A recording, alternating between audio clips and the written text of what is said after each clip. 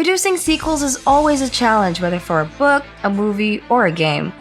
So few have surpassed their predecessors. Rocksteady managed to exceed everyone's expectations with Arkham City's expanded map, smooth traversal, and refined combat.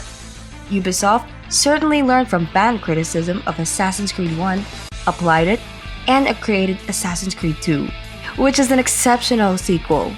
They created a much more likable protagonist with Ezio, added weapon variety, and included diverse missions that kept gamers engaged until the end.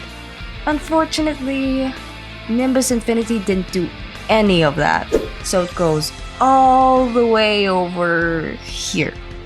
In all seriousness, we do think that Nimbus Infinity had interesting ideas, but lacked the proper execution to build upon the foundation that Project Nimbus laid out. However, keep in mind that this game is still in early access, so we are still hopeful that GameTomo can still deliver a good product. We can say though that the visuals have improved.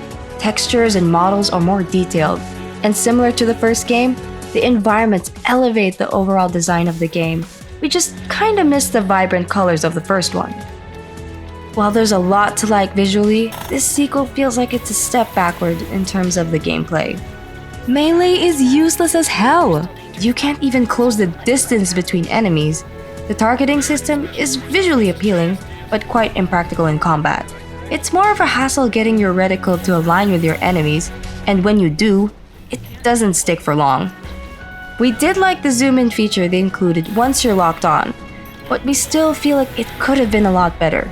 Plus, for some reason, the mechs feel like bricks, especially when traversing through the map. It does not help that the missions tend to be long, adding to the problem of the slow movement. The environment is vast and filled with detail, but moving through these environments is actually what made missions aggravating. The enemies are scattered all over the map, and having sluggish mech makes it even more tedious when all you want to do is get into the action. There's an attempt from the devs to create big set pieces, but they just dragged on for too long, which ruined the amusement. The same can be said for the story. It doesn't feel too special, or at least not yet, since we aren't that too far along with the story. Yes, there are still themes of war involved, but nothing as heavy as in the previous title. It sort of feels they are leaning towards something a bit more lighthearted, especially with the entertaining character interactions. Again, nothing revolutionary. On the plus side, the voice acting is a lot better for the most part.